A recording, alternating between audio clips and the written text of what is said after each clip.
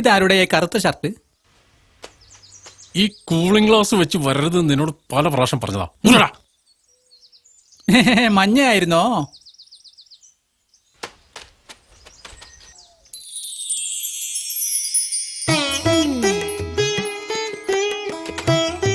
ഏട്ടാ അതവിടെ വെച്ചേക്കും, ഞാൻ വന്നിട്ട് അലക്കിക്കോളാം. എപ്പോഴും പറയുന്നതല്ലേ ഇത്. Thank you. ഇവിടെ വാ. നിങ്ങൾ നിങ്ങളെ കാര്യം ഭംഗിയായി നടത്ത്, ഞങ്ങളുടെ കാര്യമൊക്കെ ഞങ്ങൾ നോക്കിക്കോളാം. എപ്പോഴും പറയുന്നതല്ലേ ഇതും. വല്യേട്ടൻ പറഞ്ഞ വാക്ക് പാലിക്കുന്ന ആളാണെന്നാണ് പൊതുവെയുള്ള അഭിപ്രായം. അതെ, അതിലെന്തെങ്കിലും സംശയമുണ്ടോ? അല്ല, പണ്ട് വല്യേട്ടനൊരു വാക്ക് പറഞ്ഞിരുന്നു, അത് പാലിക്കണം. എന്തു വാക്ക്? ഞാനും മനുവേട്ടനും നല്ല ദമ്പതികളായി ജീവിച്ചു തെളിയിച്ച ഏട്ടൻ കല്യാണത്തിന് സമ്മതിക്കുമെന്ന്. ആര് പറഞ്ഞു? മനുവേട്ടൻ പറഞ്ഞു. പണ്ട് മനുവേട്ടനോട് അങ്ങനെ പറഞ്ഞിട്ടുണ്ട്. പക്ഷെ വല്യേട്ടന്റെ കല്യാണം ഞാൻ എന്ത് വില കൊടുത്തും മുടക്കും. കാരണം എന്റെ കല്യാണം മുഴുവൻ മുടക്കിയത് വല്യേട്ടനാ. അതുകൊണ്ട് ഈ വീട്ടിൽ ഇനി മുതൽ നമ്മൾ രണ്ടാളും കല്യാണം കഴിക്കാതെ ജീവിച്ചാ മതി. നിത്യബ്രഹ്മചാരികൾ, എവരിടെ ബ്രഹ്മചാരീസ്.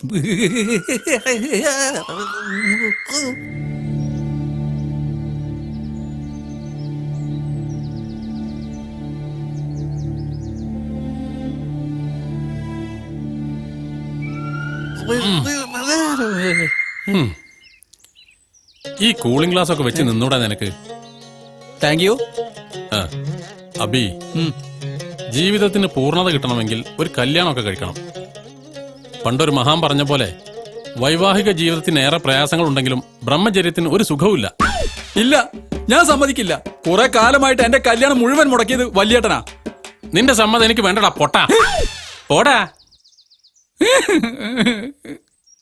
സുമേ, ഇവിടെ വാ.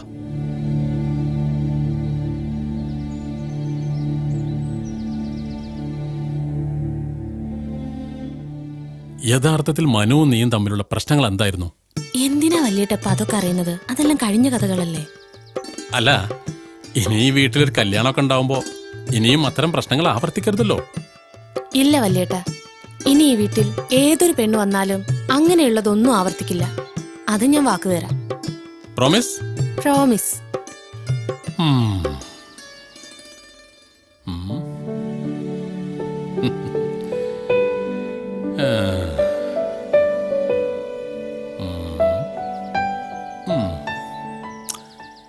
എങ്കിൽ കല്യാണത്തിന് സമ്മതിച്ചിരിക്കുന്നു.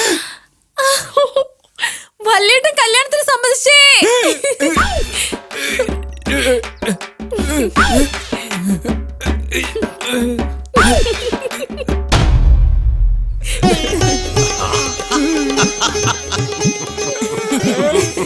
ഈ കേട്ടതൊക്കെ ശരിയാണോടാ? ശരിയാണോ മോനെ? ഈ കേട്ട സത്യമാണോ ഇല്ലേട്ടാ? ശരിയാണ്. പക്ഷേ കല്യാണം എന്റെ അല്ല. ദാ ആ ഇരിക്കുന്ന നമ്മുടെ അബിയുടേതാ. അവന്റെ കല്യാണം ആദ്യം കഴിഞ്ഞിട്ടില്ലെങ്കിൽ എന്റെ കല്യാണത്തിന് അവൻ പാര വെക്കും. അതുകൊണ്ട് അവന്റെ കല്യാണം കഴിഞ്ഞിട്ട് മതി എന്റെ കല്യാണം.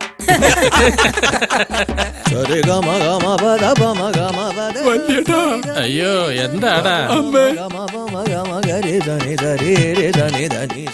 ഈ കണ്ണട ഇനി വല്യേട്ടനെ നന്നായി ചേരുക. ആണോ?